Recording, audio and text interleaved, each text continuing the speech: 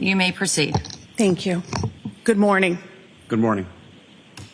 Could you please state your name and spell your last name for the record? Yes, my name is William Fastow, Fastow.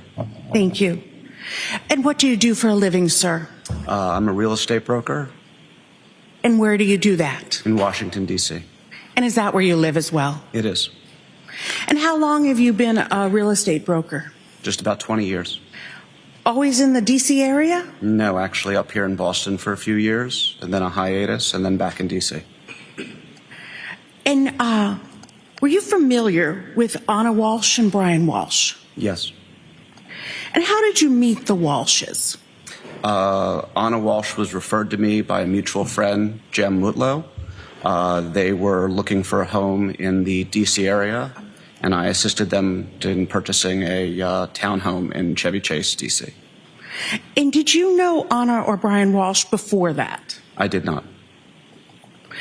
And where was that property located generally? It was on 43rd Street in Northwest D.C. And you said it was a townhome? That's correct. Can you just describe that townhome? So it was a semi-attached townhome. One side of it faced on 43rd Street. It had a staircase that led up to a parlor level. It was 4 floors and had a 2-car garage underneath. And who bought the home? Ana Walshe. And was the deed in her name? I believe so. And when did Ana close on that property? March of 2022. And did you meet Ana in person? Yes. And when did you first meet Ana in person? I think a couple months before that, she had come up to Washington once or twice to look at properties. And did Brian Walshe come with her? He did not. Had you ever met Brian Walshe in person? No, I have not. Did you ever speak with Brian Walshe? Yes, we had at least one, if not a few, teleconference calls to discuss the property. So after you sold the townhome to Ana Walshe, did you have further contact with her? I did.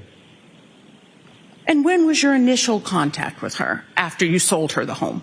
Immediately.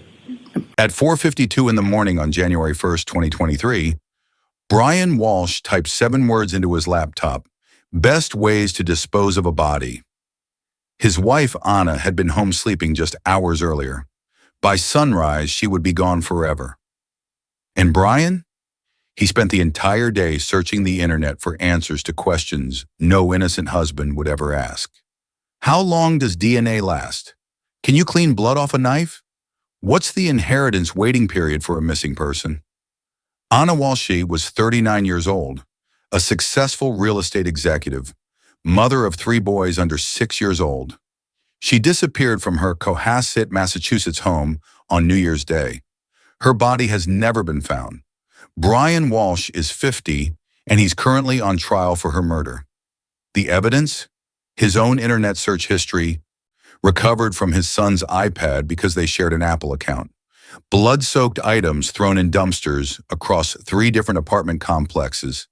A hacksaw, a hatchet, Ana's DNA mixed with Brian's, and a $2.7 million life insurance policy with Brian as the sole beneficiary. The trial started December 1st, 2025, almost 3 years after Ana vanished.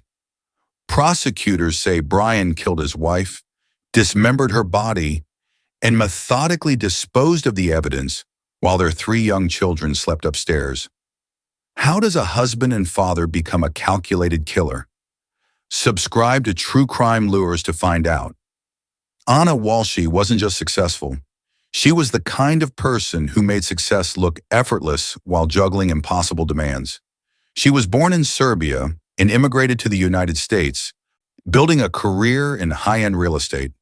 By 2023, she worked as regional general manager at Tishman Speyer, one of the most prestigious real estate firms in the country, managing luxury properties in Washington, D.C. Her salary? Over $300,000 a year, plus bonuses. But here's what made Ana's life complicated. She was living 2 lives in 2 cities. Her job was in D.C. Her husband and 3 sons, ages 2, 4, and 6 at the time, were in Cohasset, Massachusetts. So Ana split her time. She'd spend weekdays working in Washington, then fly back to Massachusetts on weekends to be with her boys. It was exhausting. It was expensive. But Ana made it work because that's who she was. Someone who didn't compromise on career or family. Her colleagues described her as sharp, professional, and warm. She managed multi-million-dollar properties and high-profile clients. In an industry dominated by egos, Ana had both confidence and kindness. That combination is rare. At home in Cohasset, she was present when she was there. She'd take the boys to activities, help with homework, try to compress a week of mothering into 2 or 3 days. Friends said she felt guilty about the commute, but believed she was building a better future for her children, and she was making plans for that future. Ana had been talking about finally moving the whole family to D.C. permanently. No more weekly flights, no more dividing her time. Just one home, one routine, one life. On December 31st, 2022, Ana was home in Cohasset. She attended a fitness class at her gym at 7:34 p.m. The attendance record would later become evidence she was alive that evening. After the class, she met Brian and their friend Jem Mutlu for a New Year's Eve dinner. According to witnesses, Ana seemed normal, relaxed, happy. She called her sister Courtney that night. They talked multiple times a day, every day. Nothing seemed wrong. Nothing seemed urgent. They told each other, "I love you," and said goodnight. The next morning, January 1st, Ana was supposed to catch a rideshare to Logan Airport for a work emergency in Washington. Her company needed her immediately. She'd told her employer she'd be on a morning flight. But Ana Walshe never made it to the airport. She never made it to work. And after January 1st, she never made another phone call, sent another text, or logged into another account. By January 4th, when Ana's employer reported her missing because she hadn't shown up for the emergency, police started investigating. What they found wasn't a missing person case. It was a murder investigation. Brian Walshe was 50 years old, living in a waterfront home in Cohasset worth over $1 million. But the impressive address told only part of the story. Brian didn't have a traditional job. He'd worked in real estate in the past. But by 2023, his main occupation was stay-at-home father to their 3 young boys, handling school drop-offs, meals, and daily routines, while Ana earned the income that funded their entire lifestyle. On the surface, it might have looked like a modern arrangement, the high-earning wife, the supportive husband at home. But beneath that surface, Brian's life was unraveling. In 2016, Brian had been involved in an art fraud scheme. He'd sold fake Andy Warhol paintings to a buyer, claiming they were authentic. The buyer paid over $80,000 for forgeries. When the fraud was discovered, federal charges followed. Brian pleaded guilty. By 2023, he was awaiting sentencing. He faced potential prison time and was required to pay restitution of over $200,000. Money he didn't have. The sentencing hearing was scheduled for early 2023, right around the time Ana disappeared. Beyond the federal case, Brian had personal debts piling up. He'd made poor investments. Despite living in $1 million home funded entirely by Ana's income, he was drowning financially. And there was something else. Ana had a $2.7 million life insurance policy through her employer. Brian was the sole beneficiary. If Ana died, all of that money would go to him. All his financial problems would disappear. The restitution, the debts, the pressure, gone. But Ana wasn't planning to stay in the marriage much longer. She'd been having an affair with a man named William Fasto. So after you sold the townhome to Ana Walshe, did you have further contact with her? I did. And when was your initial contact with her after you sold her the home? Immediately. And what was your initial relationship? We quickly became close friends, then confidants, and before long we started an intimate relationship. And what do you mean by confidants?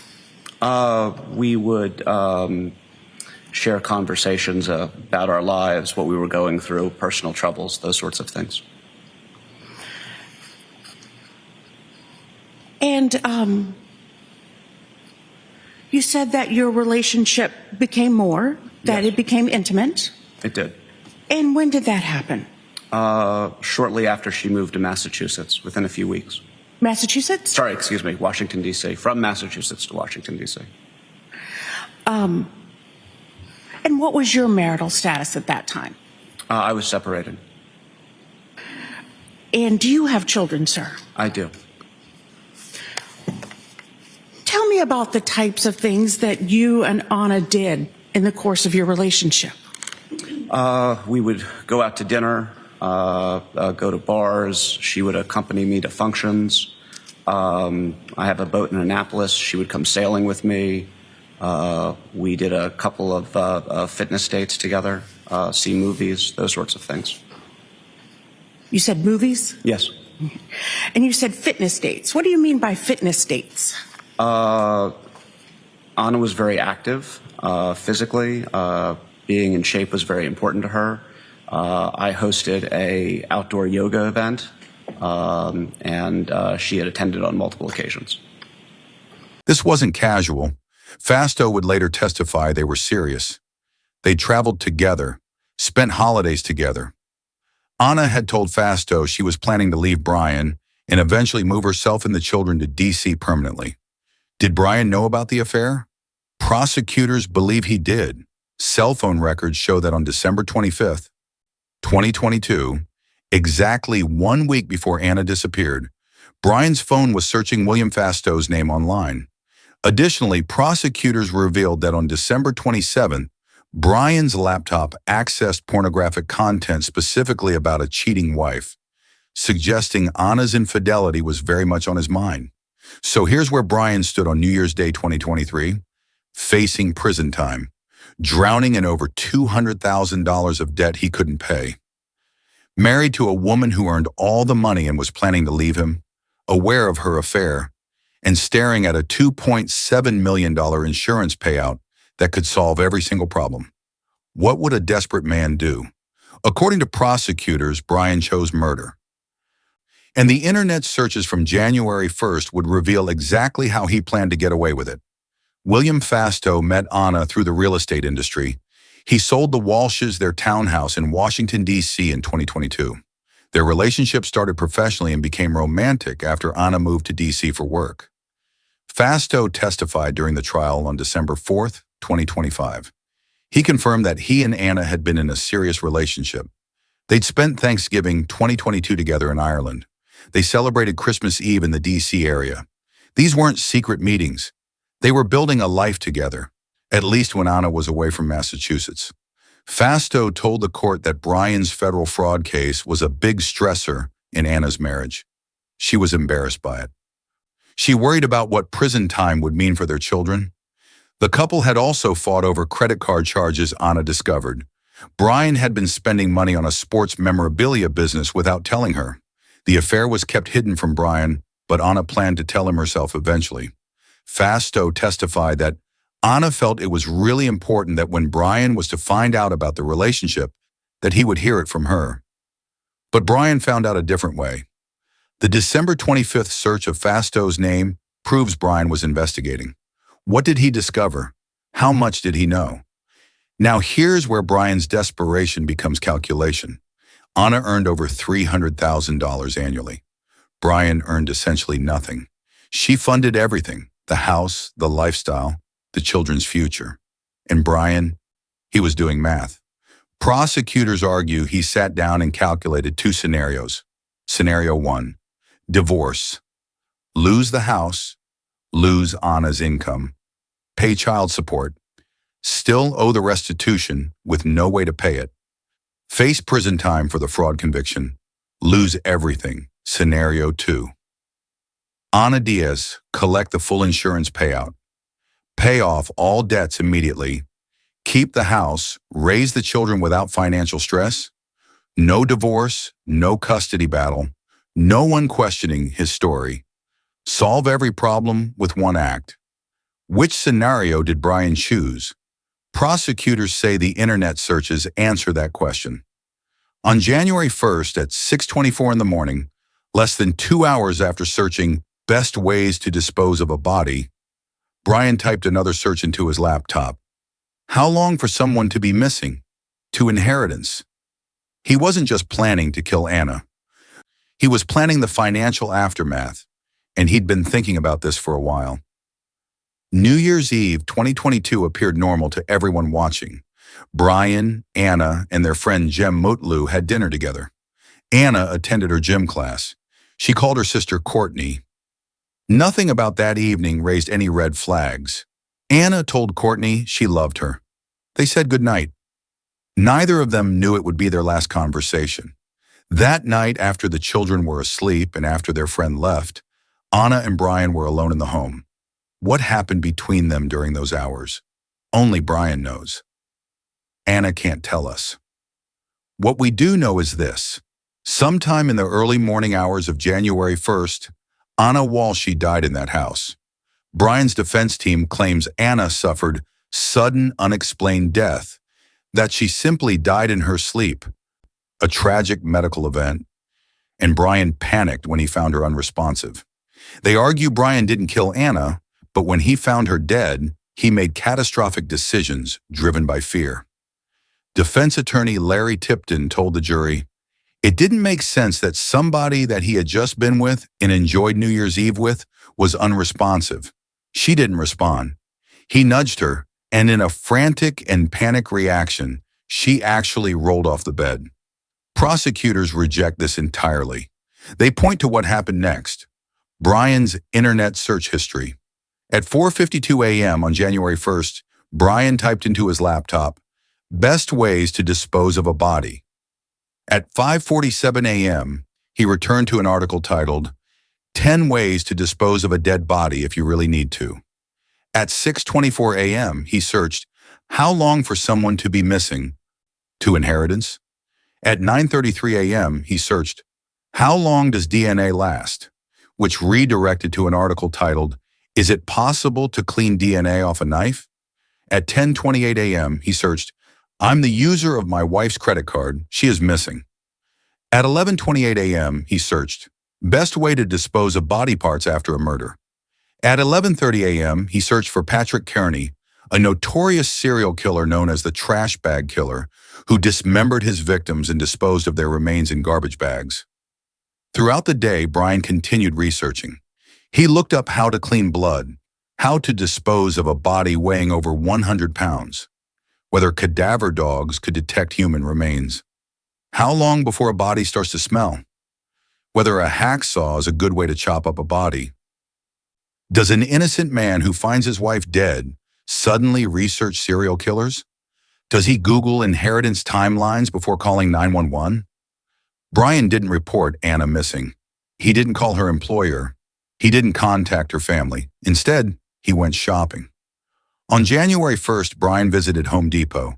He purchased over $450 worth of cleaning supplies, tarps, Tyvek protective suits, duct tape, heavy-duty cleaning agents, drop cloths, and contractor-grade trash bags. Prosecutors argue these weren't coincidental home improvement purchases. They were tools for a cleanup operation. Then Brian started moving. Over the next 72 hours, surveillance footage and cell phone location data tracked his movements across the Boston area. He wasn't going to parks or stores. He was going to dumpsters. On January 2nd, Brian was captured on surveillance video at his mother's apartment complex in Swampscott, about an hour north of Cohasset. He arrived in his Volvo SUV, pulled up to the dumpster area, and threw away heavy trash bags. Then he left. On January 3rd, cell phone data shows Brian visited 3 different apartment complexes in suburban areas, including one in Abington, south of Boston. Surveillance cameras at one complex captured a Volvo SUV matching Brian's vehicle driving in. The footage shows a man getting out and throwing a black trash bag into the dumpster before quickly leaving. Why would someone drive an hour in multiple directions to throw away trash? Why use dumpsters at apartment complexes instead of regular trash pickup at home? Prosecutors say the answer is obvious. Brian was disposing of evidence, and he was spreading it across multiple locations to make sure no single dumpster contained everything. Meanwhile, Ana's family was panicking. Her employer reported her missing to Cohasset police on January 4th. She'd never shown up for the work emergency in D.C. She wasn't answering calls or texts. Her sister Courtney couldn't reach her. When police contacted Brian on January 4th, he claimed Ana had left the house early on New Year's Day. He said she'd taken a rideshare to Logan Airport to catch a flight to D.C. for work. He told police he'd been home with their 3 children ever since. But here's the problem. There was no rideshare record, no Uber, no Lyft, no taxi. Investigators checked with both companies. No record of any pickup at the Walshe residence on January 1st. No flight was booked under Ana's name. No airport surveillance showed her arrival. No cell phone activity after January 1st. JetBlue records showed Ana was a no-show for a 6 a.m. flight from Boston to D.C. on January 3rd that had been booked in advance. Police asked Brian for more details. When exactly did Ana leave? What rideshare company? What flight was she supposed to catch? Brian's answers were vague. He couldn't remember the rideshare company. He didn't know her flight number. He just knew she'd left early. As police pressed him over the next few days, Brian gave them more details that didn't check out. In recorded interviews played at trial, Brian seemed relaxed, even laughing with investigators at times. At one point, he told police, "I don't want to hide anything. Finding my wife is the most important thing."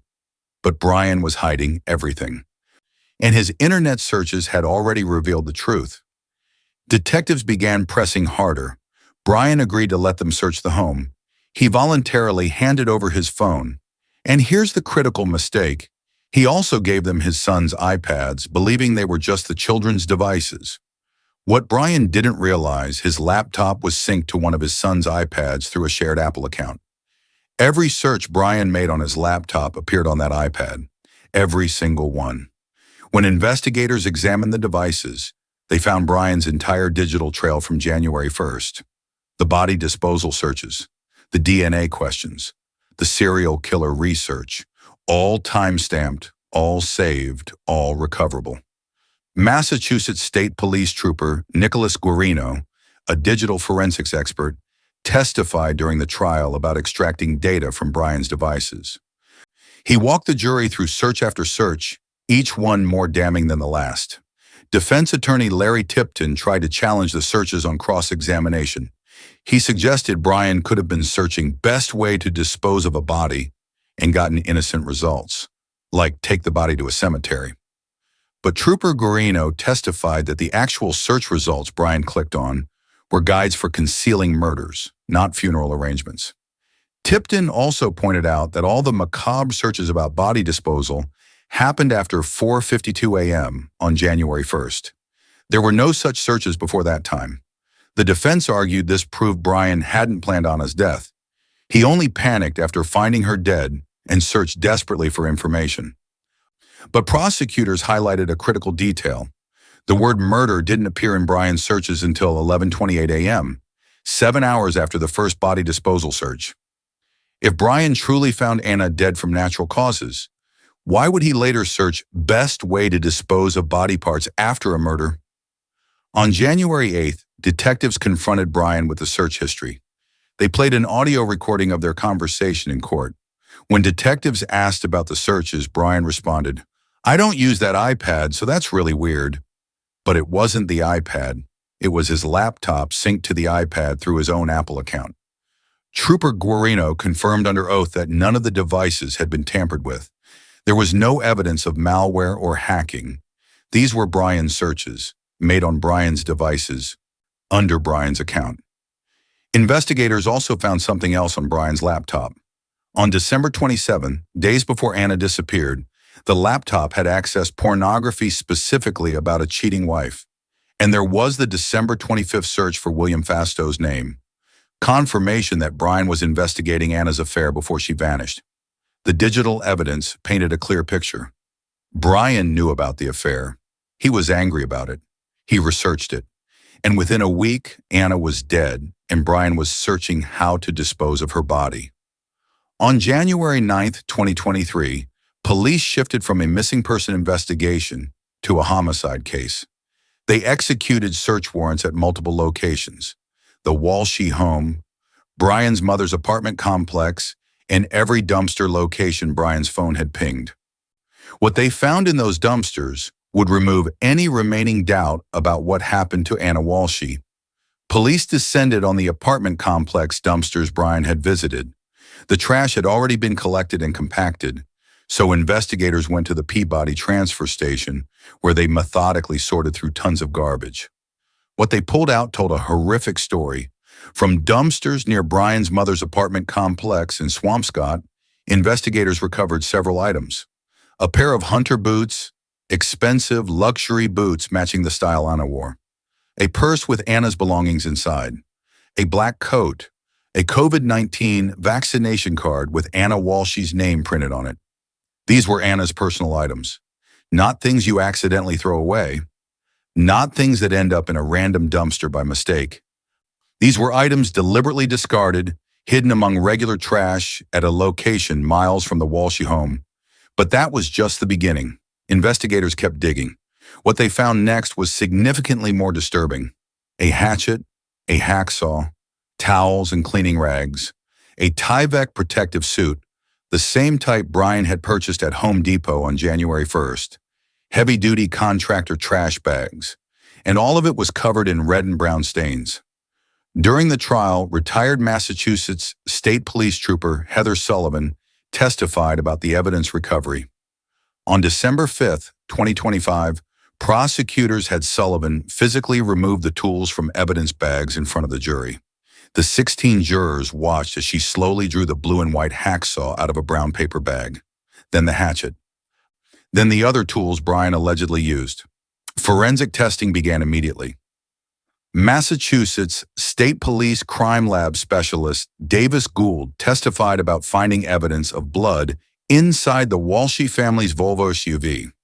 The blood and biological material on the items was sent to the state crime lab for DNA analysis. The results were definitive. The blood contained DNA matching both Ana Walshe and Brian Walshe. Think about what that means: a hatchet and hacksaw covered in Ana's blood and Brian's blood, thrown into dumpsters an hour away from their home, tools designed for cutting, blood evidence, and Brian's own DNA mixed with his wife's.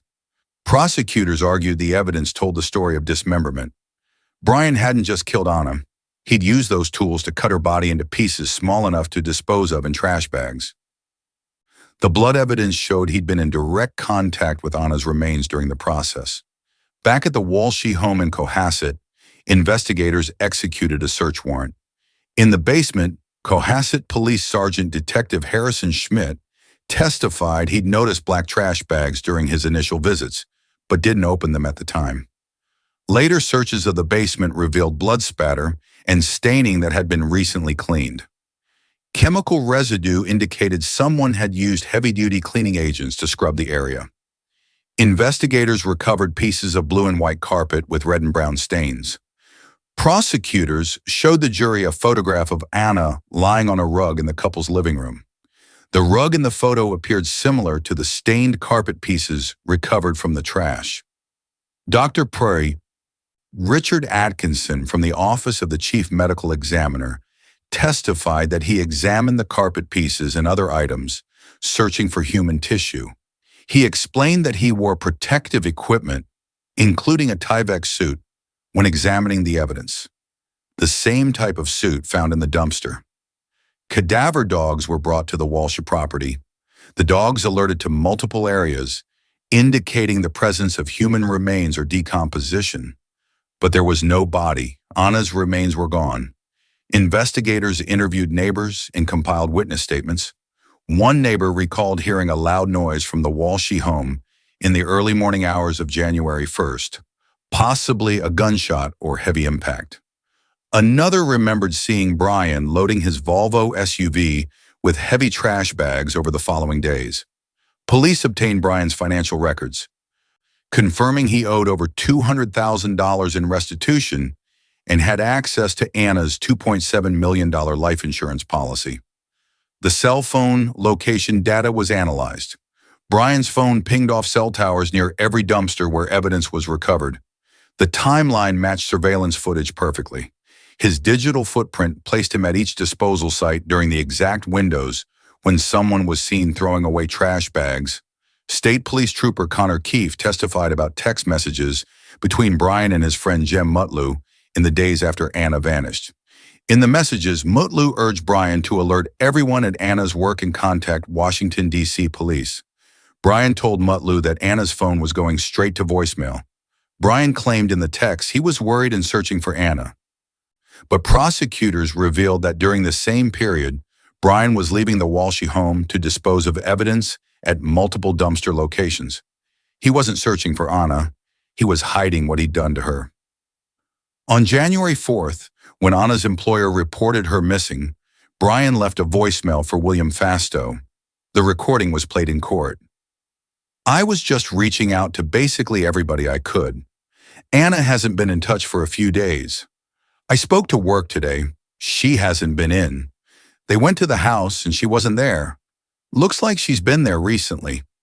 I was just wondering if you've spoken to her." Brian's voice sounded concerned, even worried.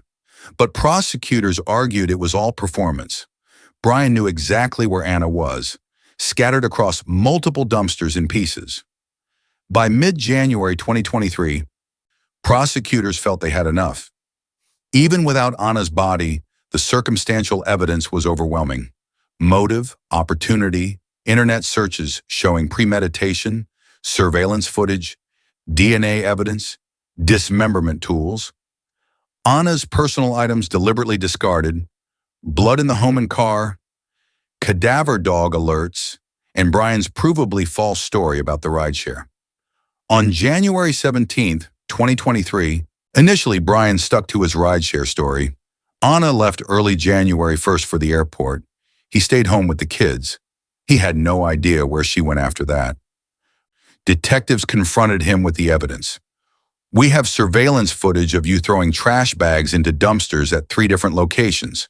Why? Brian claimed he was helping his mother dispose of household trash. The other locations?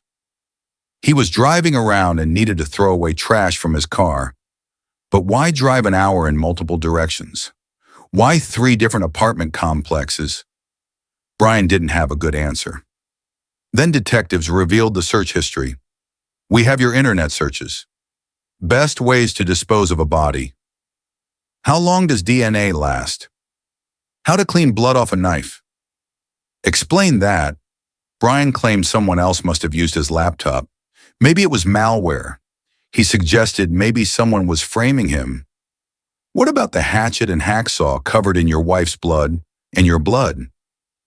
How did those get in the dumpster? Brian said he had no idea. He couldn't explain it. Detectives pushed.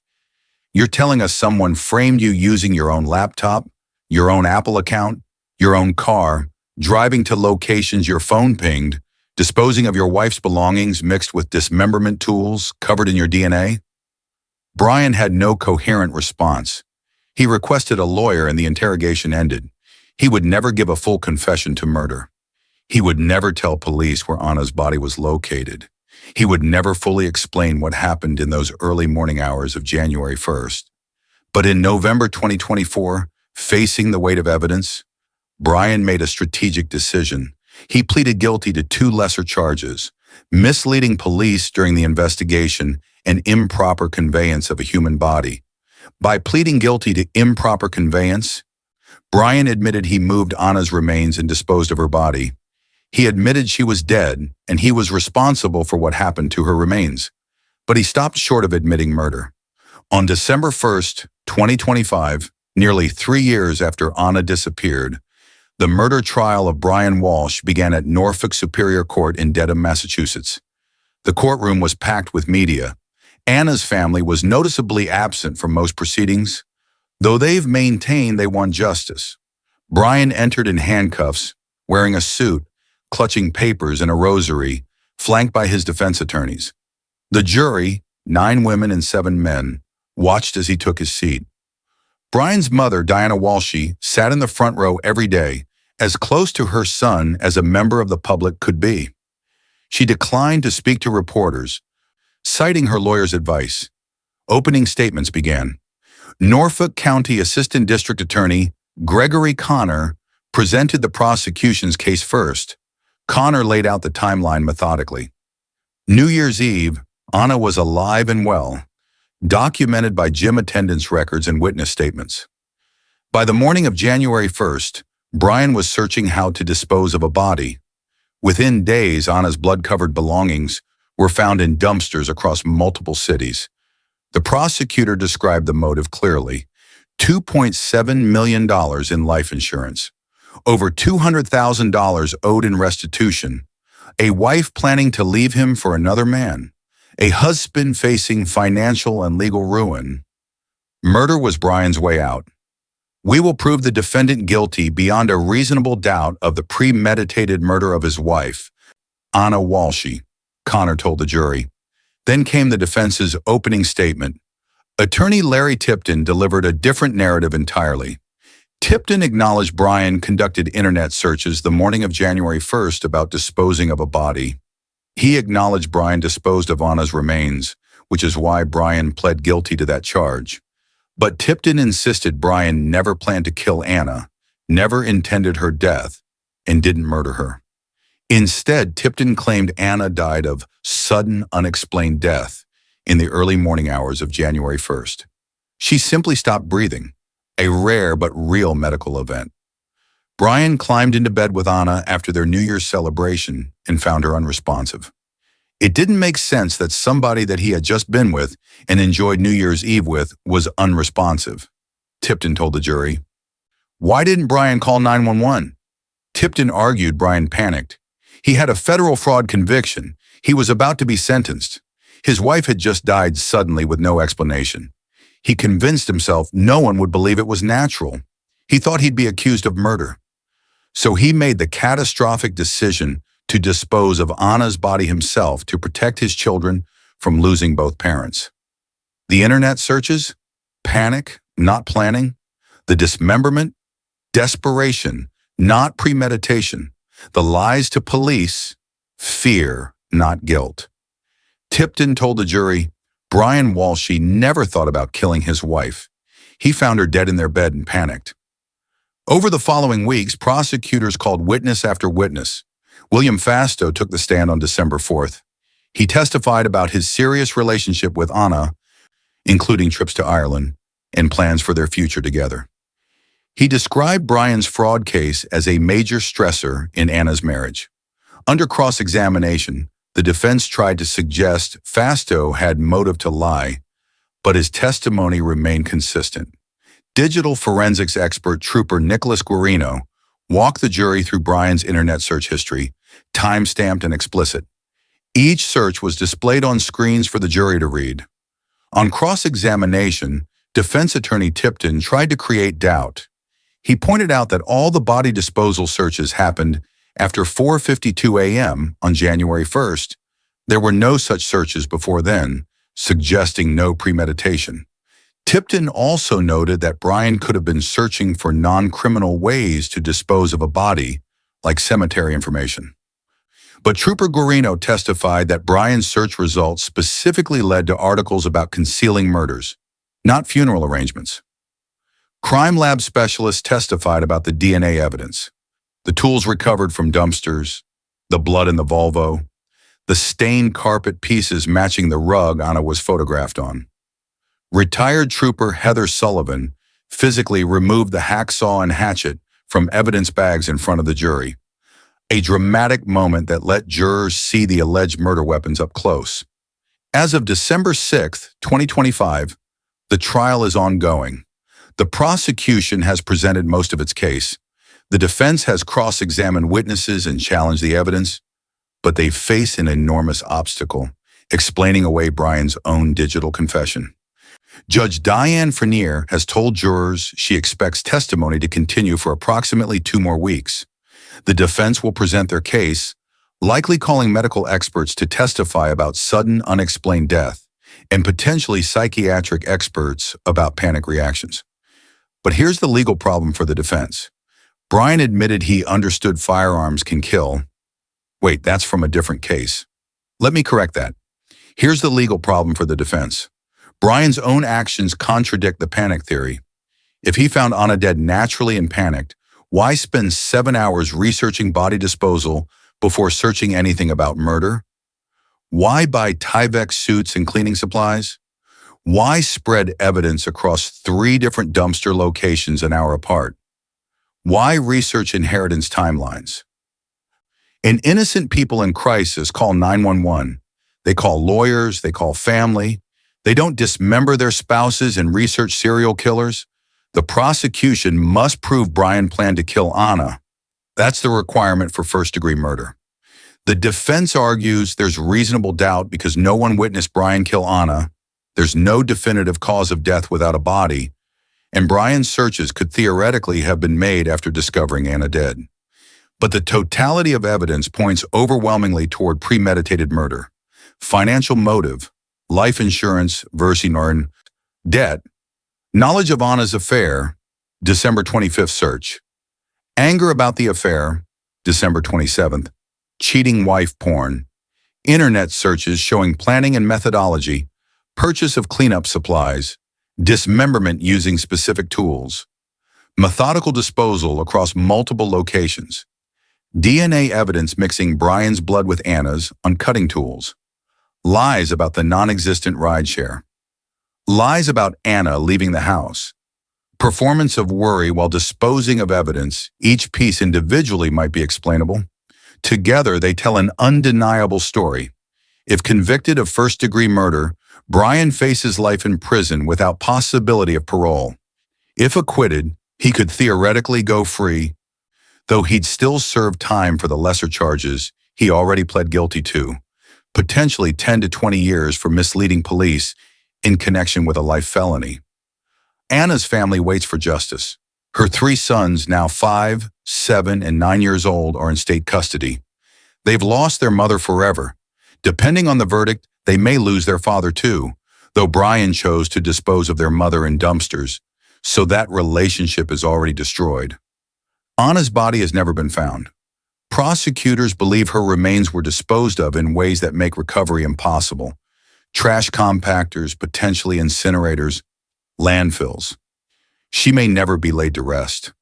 Her family may never have a grave to visit. The trial continues. The jury will deliberate, and the world watches to see if justice will be served for Ana.